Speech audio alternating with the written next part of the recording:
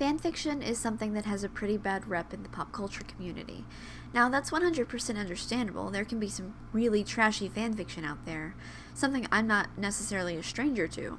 Despite that, fanfiction is something that takes up a pretty large portion of my free time when I'm not editing videos, doing schoolwork, or designing something in Photoshop.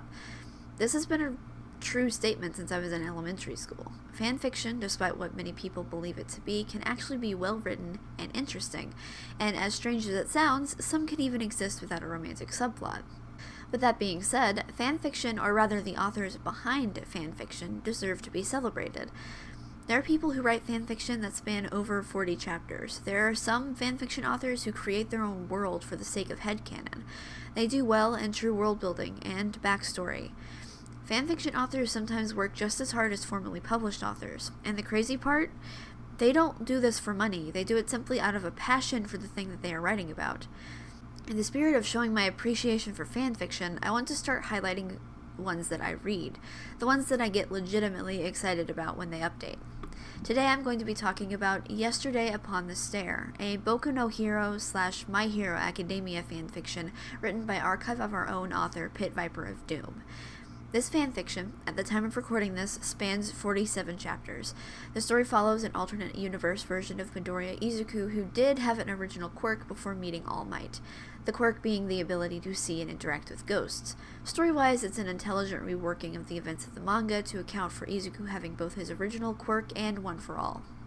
Let me just say, this is beyond a shadow of a doubt one of the best My Hero Academia fanfictions I've ever read. The storytelling is phenomenal, the writing is intelligent, and the characterizations are well put. When I say it's an intelligent reworking of the series, it truly is. In the manga and anime, and specifically within the community around the show, it's commonplace to associate Izuku with some type of purity. And it's also commonplace to twist that and make him a significantly darker character. In the fanfiction community around the show and the manga, it's really common to write AUs about Izuku being a villain in some way.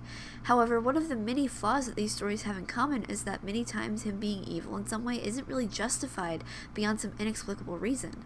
The reason, at least as far as fic descriptions seem to go, boil down to a simple what if. They don't really consider Izuku, his personality, how he was raised, and the many factors that contribute in some way to him still growing up with a determination to be a hero despite his circumstances.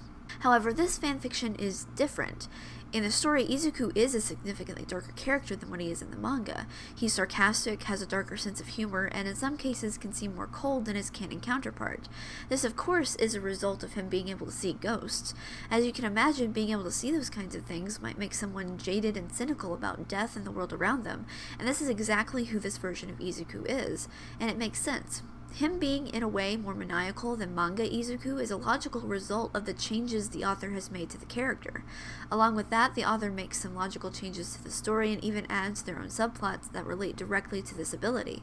The author includes plot about Izuku trying to calm down a ghost during the sports festival arc, puts a whole lot more original storytelling into the Camino Ward incident arc, and there are many other additions to the narrative. The story, without a single doubt in my mind, is a fantastic compilation of the two worlds Izuku is exposed to, and the author does a fantastic job in balancing or sometimes mixing them to make the story independent from its base.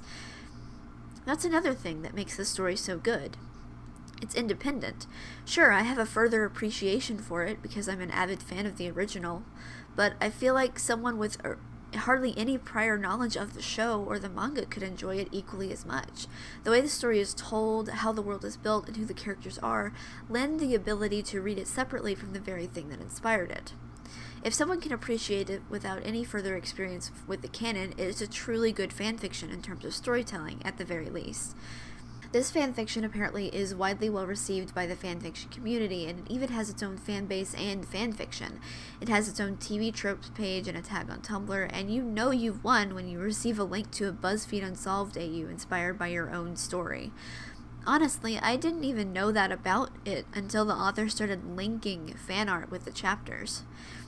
Overall, I couldn't recommend this more than I already have. If you like supernatural AUs, or if you're a huge nerd for the My Hero Academia fandom, the link to the story will be in the description. Go over there and send the author some love and tell him I sent you. Pit Viper of Doom, if you're watching, thank you so much for an awesome story, and I can't wait for the next chapter. Anyways, that is going to be the end of the video. If you liked it and want to see more videos like this, feel free to let me know and leave a comment down below. Like, comment, subscribe, all the things you say at the end of YouTube videos. You can follow me on Twitter, Tumblr, Facebook, Instagram, and Snapchat. I also have a Patreon, a Discord server, and a t-shirt shop, and I will see you guys next time.